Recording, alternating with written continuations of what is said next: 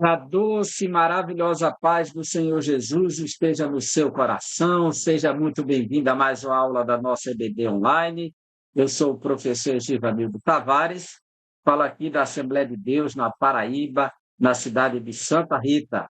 E hoje nós vamos estudar a quarta lição desse trimestre, e o tema é como se conduzir na caminhada. Nós sabemos que a vida cristã, ela se dá como uma jornada, uma caminhada em uma estrada, em um caminho, no qual o caminho é o próprio Senhor que nos chamou e nos salvou.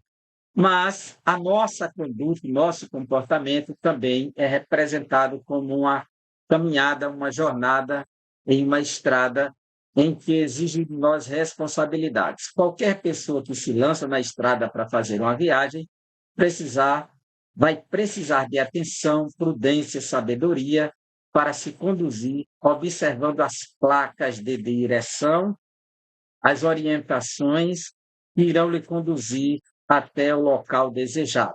Então, mas é necessário que esteja atento às informações que são importantes, porque a não observância das placas, das orientações das estradas, as placas de advertência principalmente, pode levar alguém ao precipício, pode levar a um tombamento, a um acidente trágico por não respeitar a velocidade da estrada, as curvas, curvas sinuosas, curvas íngremes, aclives e declives, a observância das bifurcações para fazer a escolha correta. Então, como se conduzir na caminhada? Essa é a proposta da lição, e esta lição ela tem 3 objetivos, por ter 3 capítulos, e o primeiro objetivo é apontar o padrão de conduta cristã descrito na palavra de Deus. Quer dizer, o nosso padrão, ele precisa estar pautado, embasado, fundamentado na palavra de Deus. E o primeiro capítulo, fazendo jus a esse objetivo, trata de Jesus, o padrão divino, o nosso padrão. E o segundo tópico do capítulo primeiro é fazendo a vontade de Deus. E o terceiro é vida cristã bem-sucedida, que é justamente apontando para esse padrão de conduta que está descrito na palavra de Deus. O segundo objetivo, que está ligado ao segundo capítulo da lição, é explicar que a caminhada cristã deve ser conduzida com prudência e sabedoria. Esse tópico tem 3 capítulos, e o primeiro, o que é prudência? Então, vamos descobrir o que é essa palavra, o que significa, qual a sua importância no contexto da jornada cristã. Segundo tópico do capítulo 2, não andeis como nécios. E o terceiro, andeis como sábios. E o terceiro objetivo é advertir qual deve ser o comportamento do crente frente aos dias maus. E nesse capítulo nós temos remindo o tempo e a volta de Jesus, e os dias são maus. Então, sem mais delongas, vamos à nossa lição. O texto áureo nos diz, olha só que texto áureo tremendo, né?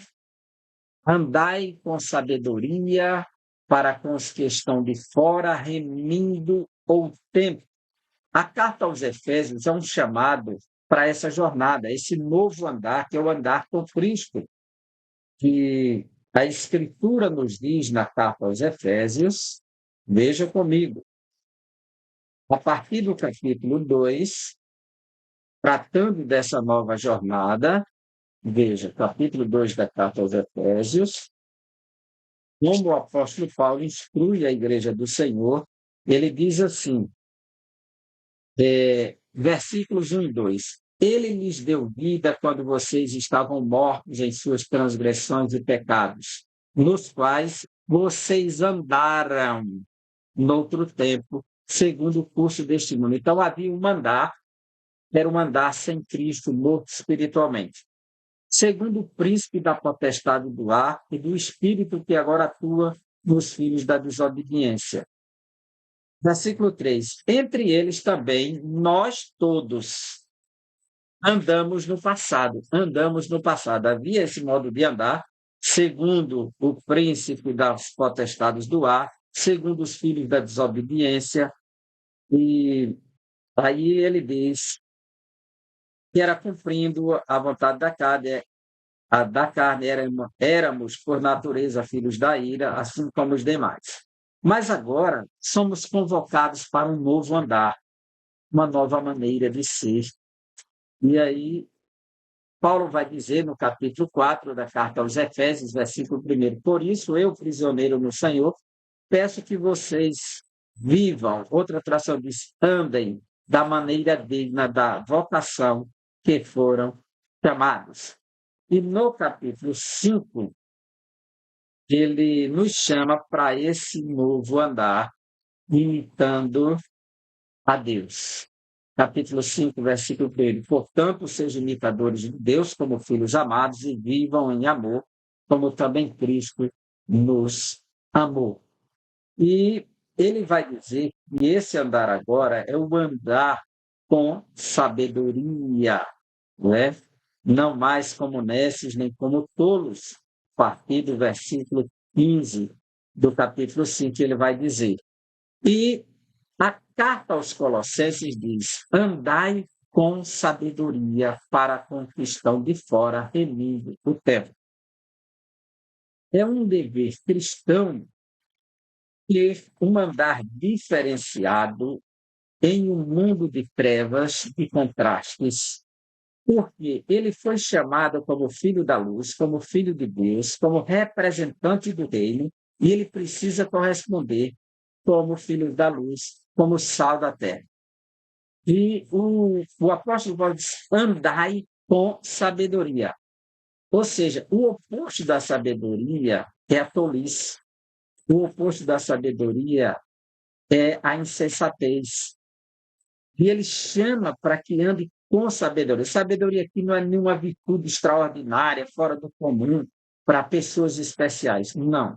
É um ato da graça de Deus que é dada para com os servos dele, para os seus filhos, os discípulos de Jesus.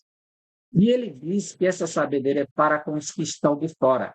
E é justamente esse andar sem sabedoria que tem promovido muitos escândalos, tem promovido muita vergonha para a Igreja do Senhor e nossa nação brasileira, tem exposto a Igreja ao escrutínio, à vergonha, ao opróbrio, por falta de sabedoria. Nós temos visto um pseudo-cristianismo, um pseudo-evangelicalismo em nossa nação, que tem envergonhado a Igreja de Jesus, que é pura, santa, justa, que é feita dos verdadeiros discípulos de Jesus. Então, há uma necessidade de nos pautarmos na palavra e não em orientações humanas fundamentadas em vontade e querer humano de contextualizar de tal maneira que se adeque a padrões humanos que não são padrões da palavra de Deus. Isso termina uma exposição ridícula, mas a Bíblia diz: andai com sabedoria para com os que estão de fora. Como é que o mundo está nos vendo? Como as pessoas estão te vendo? Como estão me vendo?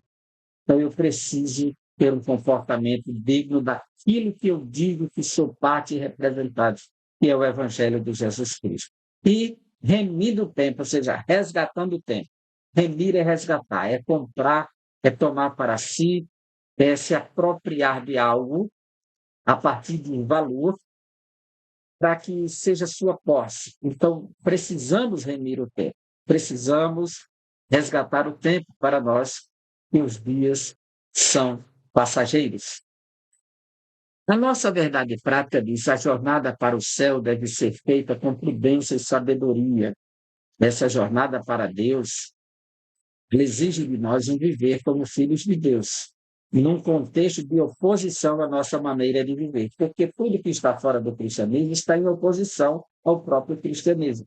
Não podemos pensar no cristianismo ajustado ao mundo, cultura secular, a esse mundo mundano que não tem nada de cristianismo.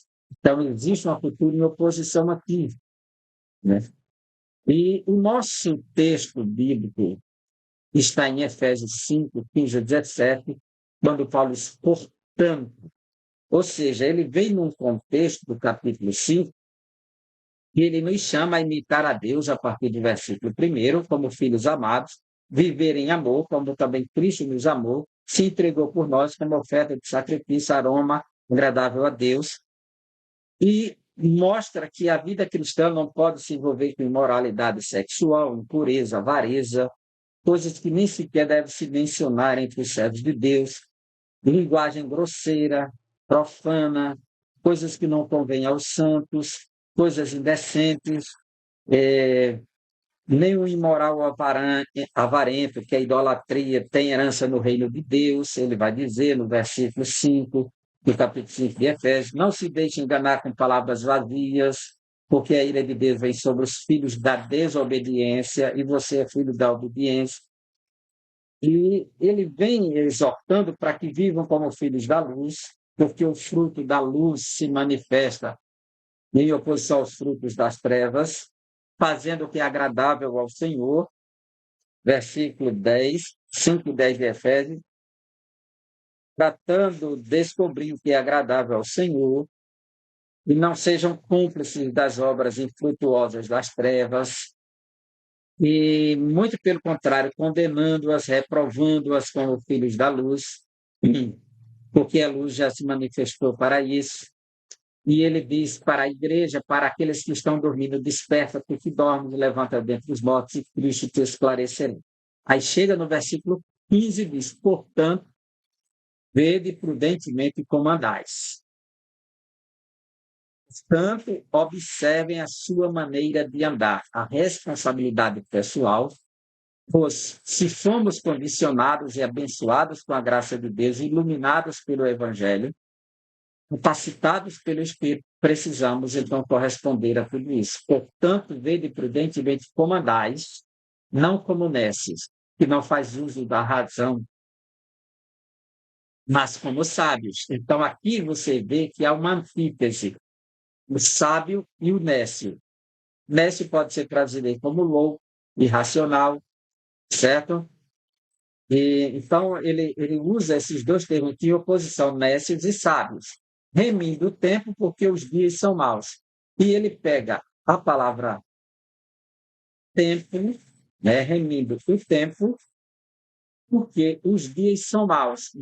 Tempo e dias aqui estão em conflitos, pelo que não sejais insensatos, ou seja, não hajam como os nécios, insensato aqui, que é a mesma palavra, mas entendei qual seja a vontade do Senhor. Então, buscar compreender qual a vontade de Deus para as nossas vidas, para agirmos a partir dela.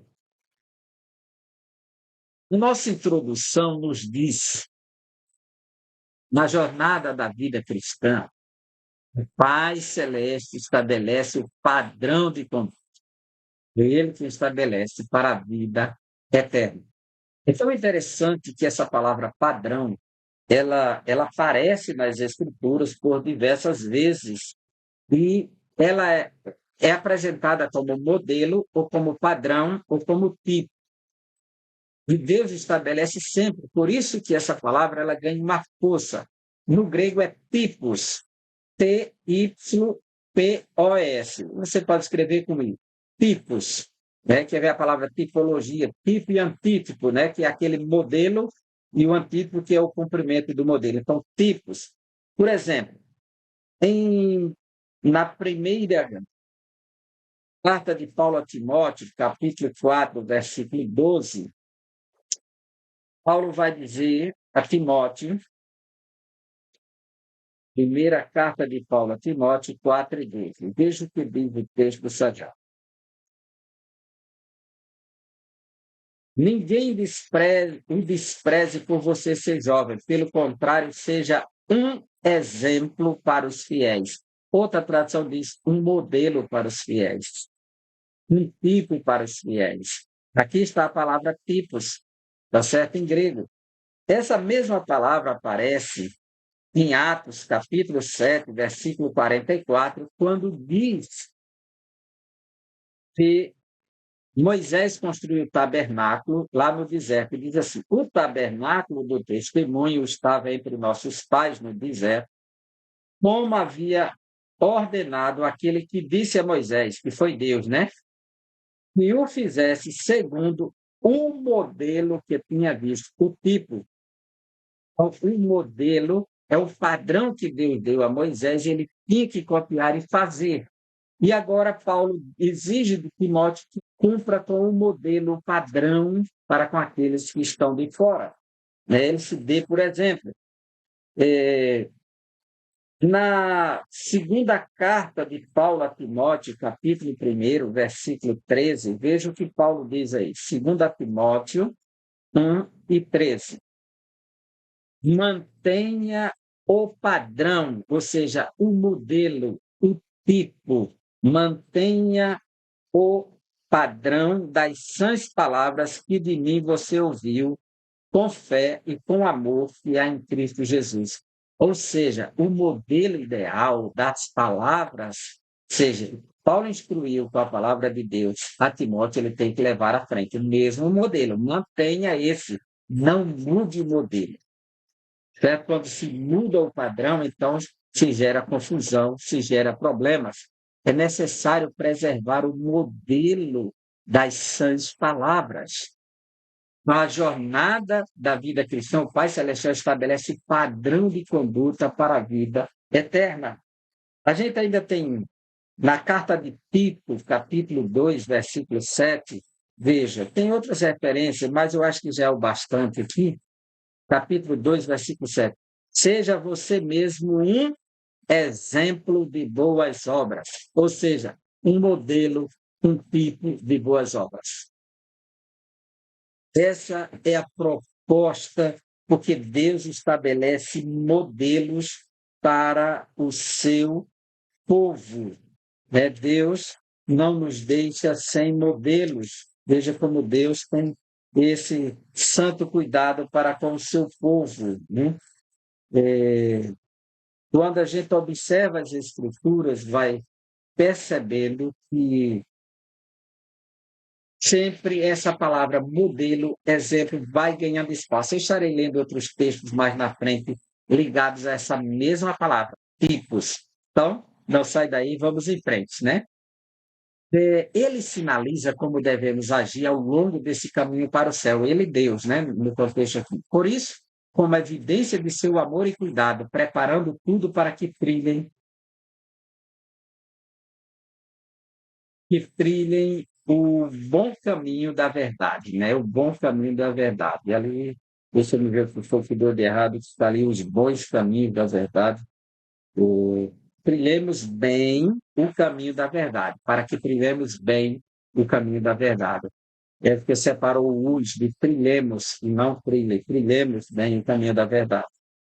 Por isso, nessa lição, estudaremos a respeito de como devemos nos conduzir pelo caminho que nos leva até Deus.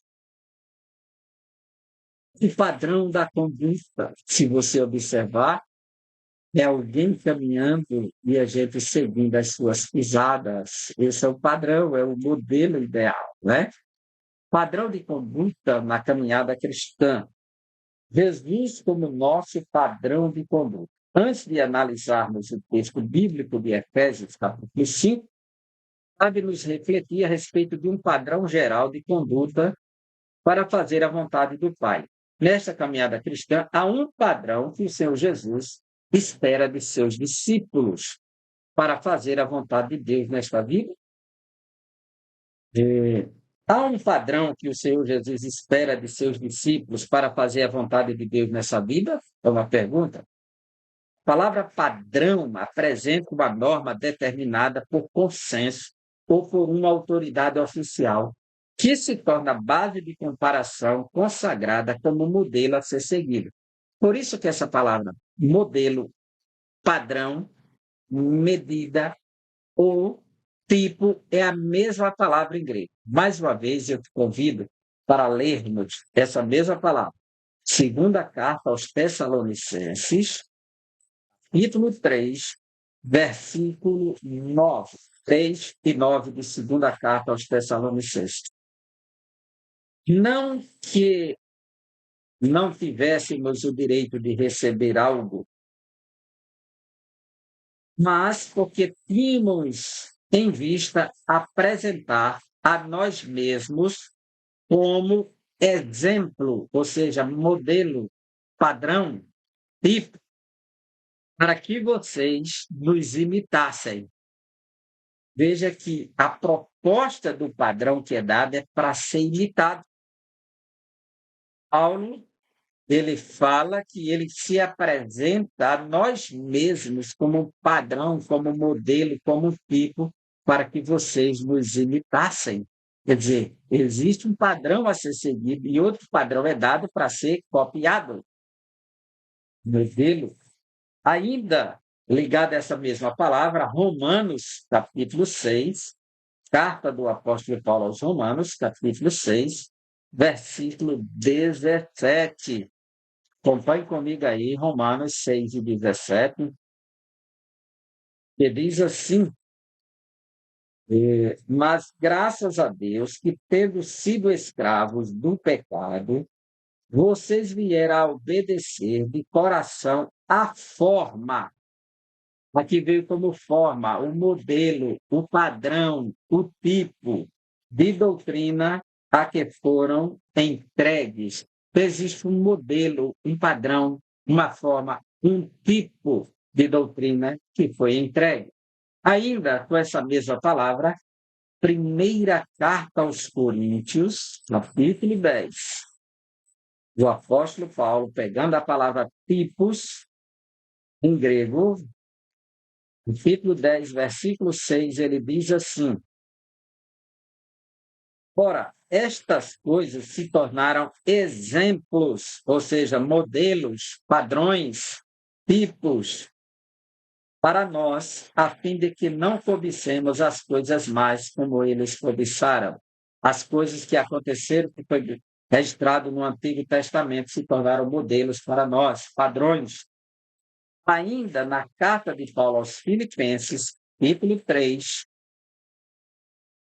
Filipenses, capítulo 3, versículo 17, que diz: irmãos, sejam meus imitadores e observem os que vivem segundo o exemplo que temos dado a vocês, o modelo, o padrão, o tipo. Percebe?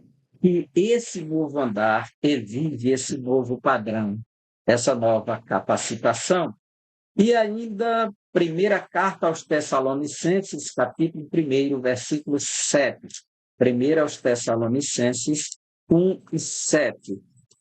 Para finalizar essa sequência de textos bíblicos, e você, primeira carta aos Tessalonicenses 1 e 7.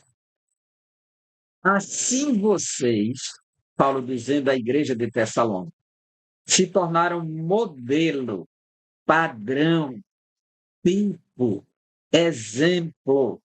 Mas aqui está dizendo, assim vocês se tornaram modelo para todos os crentes na Macedônia e na Acaia.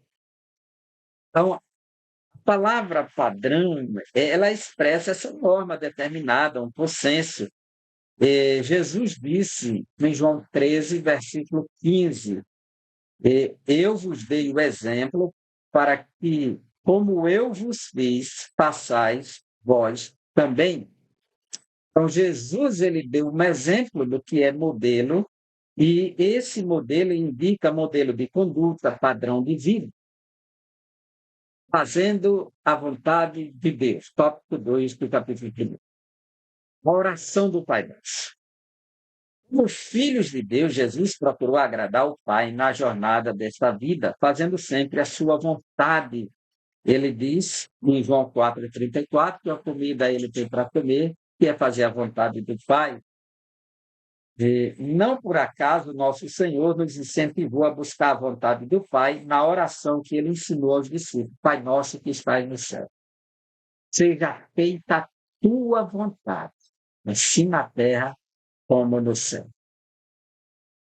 A vontade de Deus precisa ser estabelecida na terra como é estabelecida no céu. No céu, nenhum anjo desobedece, querubim, serafim, hortes angelicais, todos obedecem à voz do Senhor, o adoram, glorificam, o exaltam, e não existe contexto para desobediência.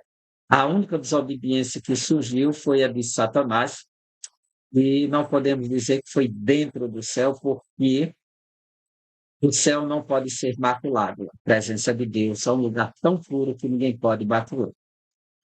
No mínimo, em alguma missão fora, em algum contexto, né? Mas do céu a presença de Deus, não. Então, a, a vontade de Deus é que ela seja estabelecida assim na terra como no céu, na mesma proporção.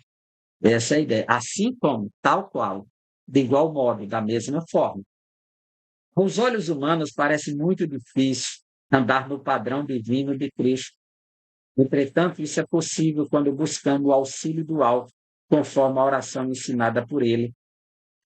E quando Jesus disse: ensina-nos a perdoar, dá o nosso pão de cada dia, livra-nos do mal, ou seja, tudo com a dependência de Deus. Jesus disse que enviaria o Espírito da verdade, conduziria a toda a verdade, o Consolador.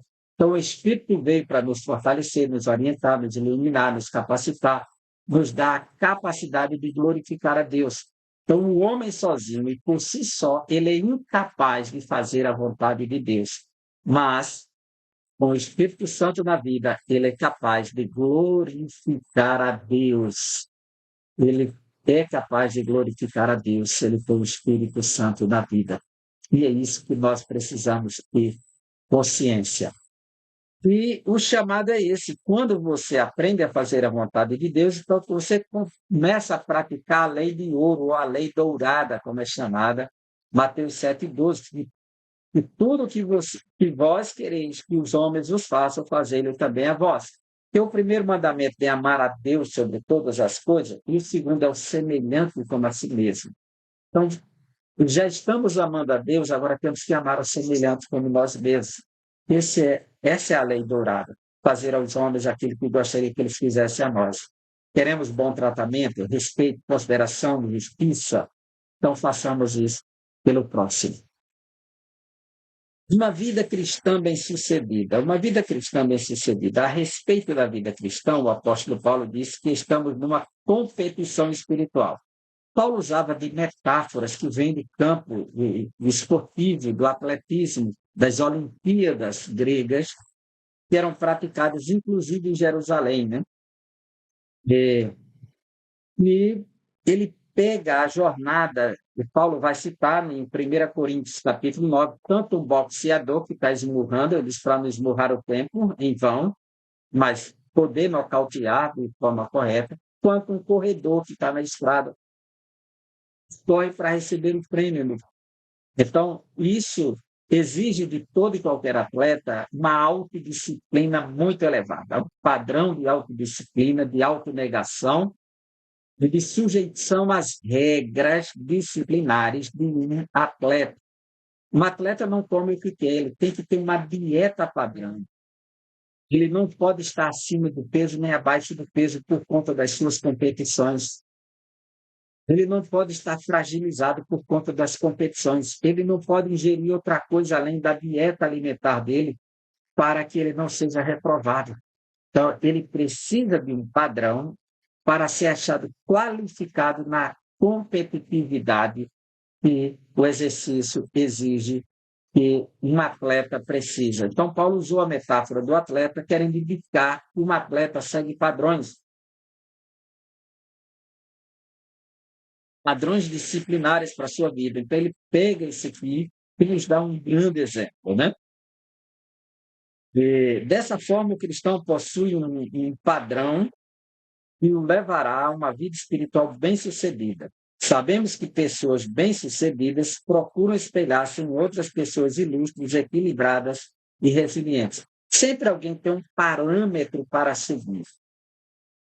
Sempre busca um modelo para imitar. Então, a importância de ter. O apóstolo Paulo, ele nos chama a imitá-lo. 1 Coríntios, capítulo 11, versículo 1, ele vai dizer: sede meus imitadores, como eu sou de Cristo. Me imitem, né? Então, ele chama para uma imitação da sua pessoa, porque ele está imitando a Cristo. Enquanto Paulo imita a Cristo, nós imitamos a Paulo. Esse é o chamado. E depois Paulo nos chama a imitar o próprio Cristo. E ele diz em Filipenses 2:5, de sorte que haja em vós o mesmo sentimento que houve também em Cristo Jesus, que não se deu a usurpação de querer ser igual a Deus, embora sendo achado na forma de Deus, mas esvaziou-se a si mesmo, assumindo a forma de servo, se tornando semelhante aos homens, se submeteu à cruz, e morte de cruz, mas Deus o exaltou de forma soberana. Então, que possamos imitar a Cristo, seguir a Cristo, porque assim como Ele é, o veremos e seremos semelhantes a Ele. Essa é a promessa da palavra de Deus para nós. Procuremos imitar a Cristo. A palavra imitar, fala de ser de meus imitadores, é mimetai. E essa palavra mimetai que dá origem à palavra mímica. Você conhece Libras, que é língua brasileira de sinais, ela é feita de mímicas. Sinais comunicam alguma coisa, um conteúdo, uma verdade. Então, imitar é seguir um conteúdo, uma conduta, um padrão, um modelo, um ideal. Essa é a proposta. Fazendo a caminhada com prudência e sabedoria. O capítulo 5 da carta aos Efésios faz esse trajeto agora. O que é prudência?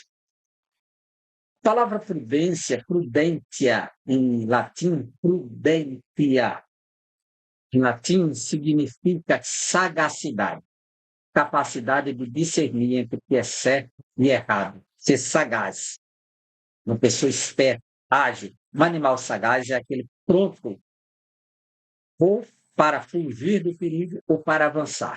Ele está desperto, atento. Então, a essa necessidade de ser prudente. O que é prudência? O conceito de prudência no Antigo Testamento ele é muito amplo, muito vasto, principalmente no livro de Provérbios, né? E em toda a Bíblia, a prudência. As três divisões de Efésios 5, amor, sabedoria e espírito. Quando você lê o capítulo 5, eu já li pelo menos uma panorâmica no início, você viu que ele começa chamando para amar, imitar a Deus em amor e a Cristo Jesus. Depois chama para a sabedoria e depois andar cheio do Espírito.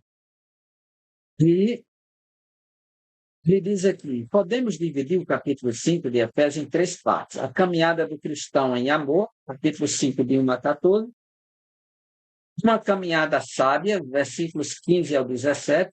E terceiro, uma trajetória cheia do Espírito Santo, do 18 ao 33. Então, Paulo, ele fala para a comunidade, fala para a vida doméstica, maridos e mulheres, depois pais e filhos. Então, é muito importante esse capítulo da vida cristã. E com isso, aqui nós nos deteremos na segunda parte, porque em Efésios 5, o apóstolo Paulo ensina a respeito da caminhada do cristão neste mundo. Neste capítulo, a palavra prudência se destaca de acordo com o Antigo Testamento. A palavra prudência tem a conotação de compreensão, discernimento. Essa é a proposta. Você vai perceber que essa palavra sempre tem essa ideia de estar atento, desperto, capaz de perceber entre uma coisa certa e uma errada, uma boa e uma ruim. Veja comigo. O prudente, ele discerne se a coisa é boa para ele ou não. O livro dos Salmos, capítulo 2, versículo 10. Por isso, ó reis, sede prudentes, aceitai a correção, magistrados da terra. Aceite a correção, é para o bem de vocês. Capítulo 10 de Provérbios, versículo 13, diz assim, 10 e 13. Nos lábios do prudente se encontra a sabedoria, mas a vara da repreensão é para as costas dos desajuizados, ou seja, dos tolos, mas nos lábios do prudente se encontra a sabedoria. Ou seja, um prudente é um sábio. Ainda em Provérbios, capítulo 10, versículo 19, diz assim: quando se fala demais, é certo que o pecado está presente, mas quem sabe controlar a língua é prudente.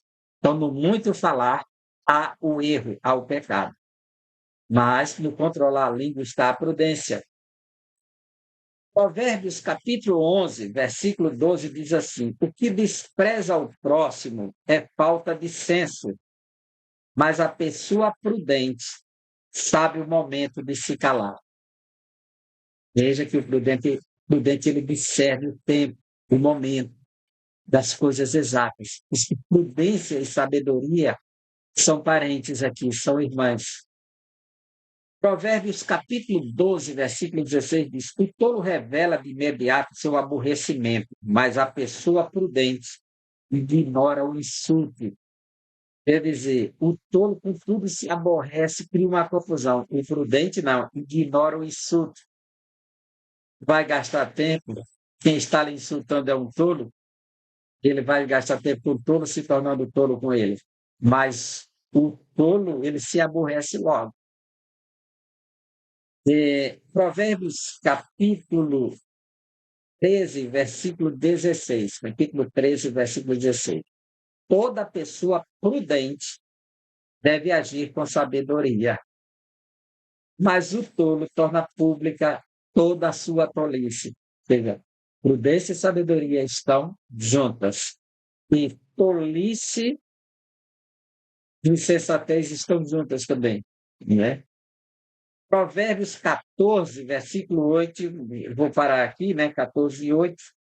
A sabedoria da pessoa prudente é discernir seu próprio caminho, mas a insensatez dos perversos é absolutamente enganosa.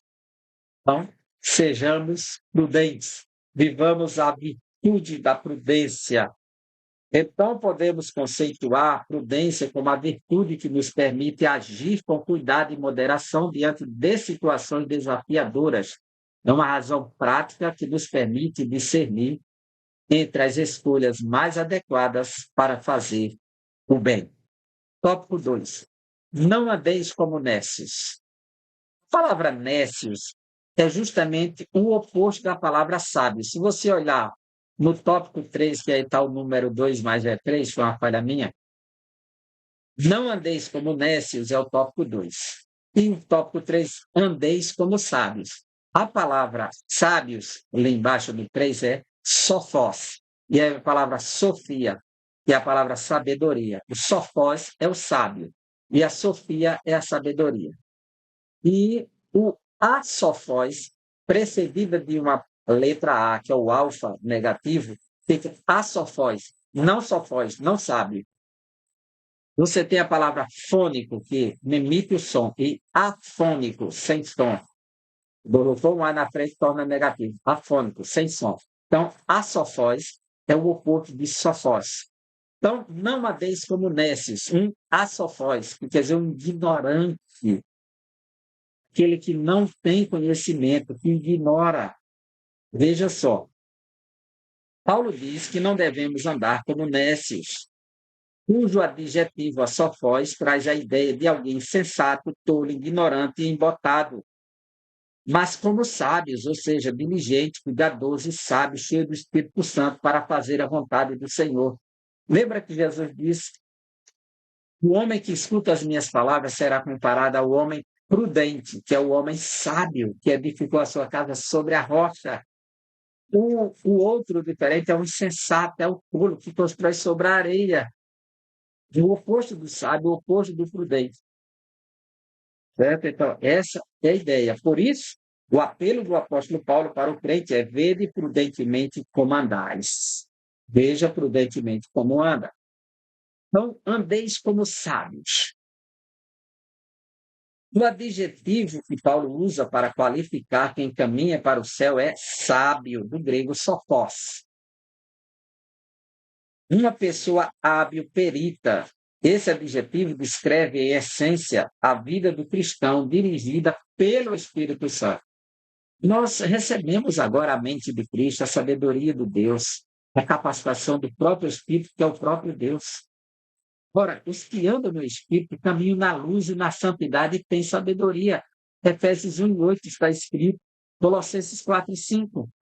Por meio da luz divina que habita o crente, o seu andar é com discernimento, sabedoria. A sabedoria realmente faz distinguir entre o que deve e não deve fazer.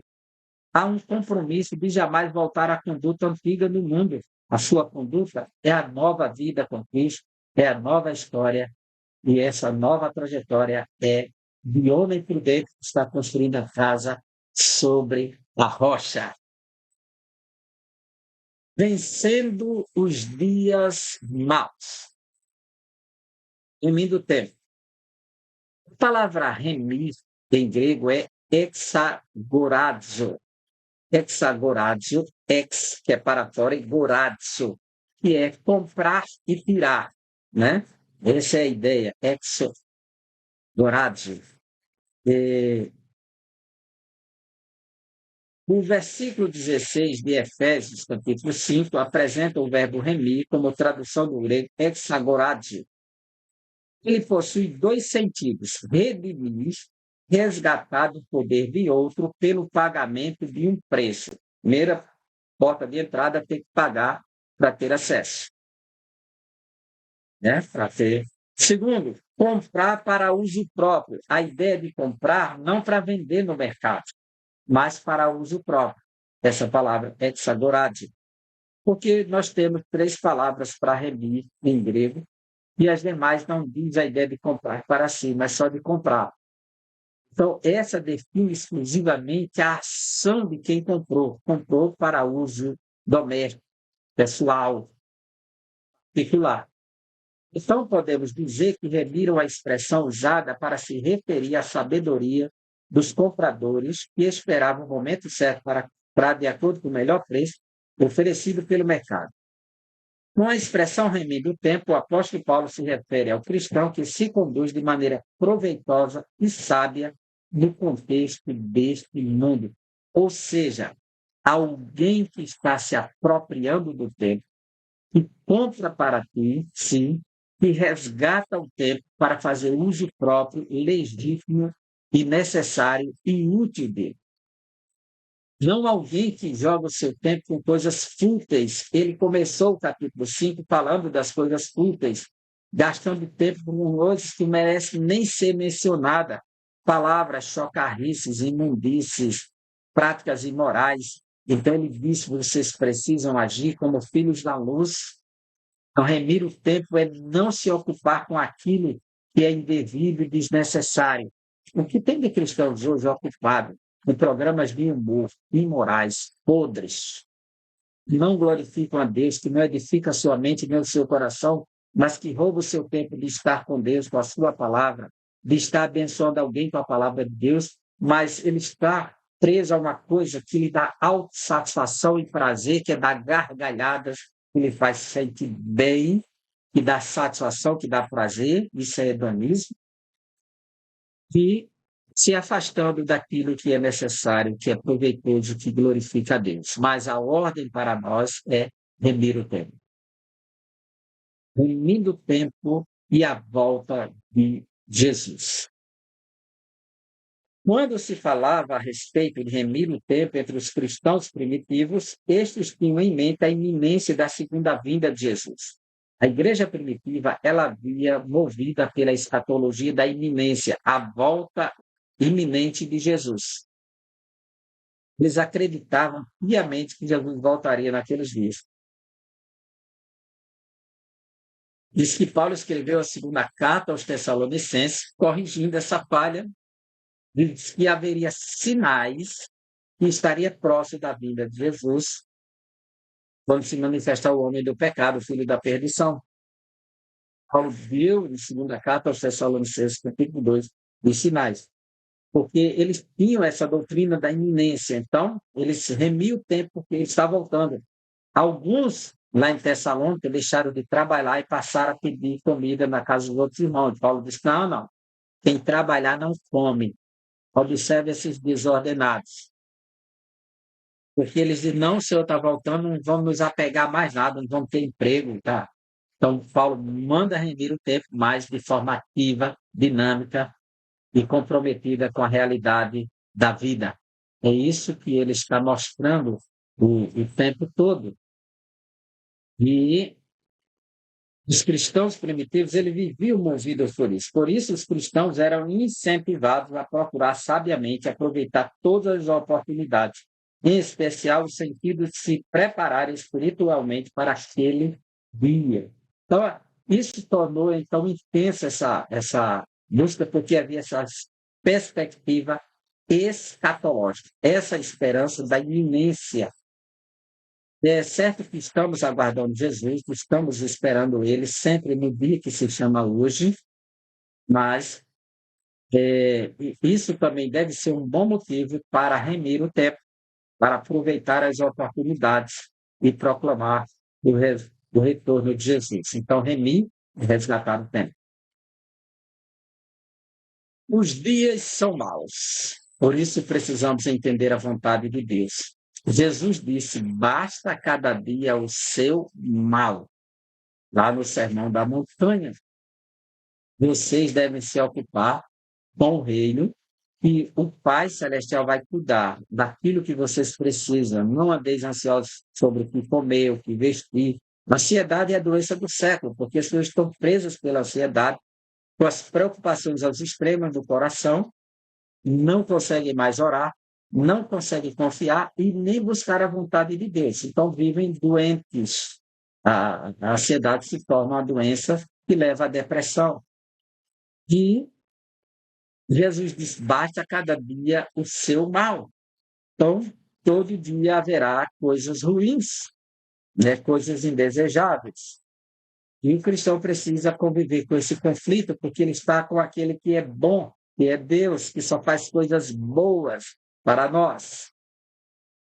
E outra expressão que chama atenção é os dias são maus. Efésios 5,16. Ela revela que estamos inseridos numa sociedade dominada pelo pecado, que pode tomar o nosso tempo e nos levar à prática do mal. Nós estamos vivendo nesse momento da era digital, as redes sociais, da comunicação, informação exacerbada, a multiplicação do conhecimento, que o cristão não sabe nem para onde ir, não sabe nem o que comer, não sabe nem o que buscar. É um desespero tão grande. E quando você entra nas redes sociais, parece que você entrou, como disse, numa rede.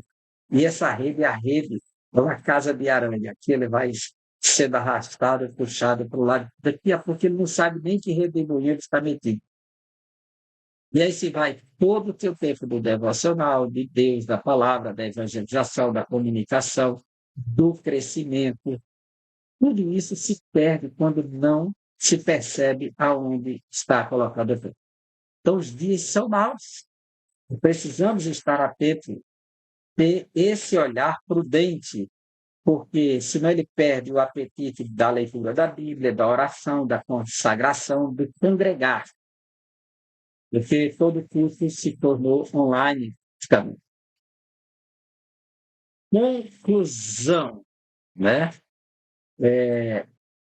Nossa caminhada para as mansões celestiais, precisamos seguir o padrão de vida, o modelo, tipo, isto é, as normas determinadas pelo Pai, que estão inseridas em Sua palavra, segundo Timóteo 3,16, que nos avisa que toda a Escritura é inspirada por Deus e é útil para todo ensino, para a repreensão e correção do homem de Deus. É preciso viver sábio e prudentemente, aproveitando bem as oportunidades de fazer o bem e não deixarmos-nos dominar pelos dias maus, na certeza de que a vinda do Senhor se aproxima e isso nos incentiva de maneira santa, ou seja, seguir a paz com todos e a santificação, sem a qual ninguém verá o Senhor. Que Deus te abençoe e até o próximo encontro, a próxima aula, se assim o Senhor nos permitir. Até lá.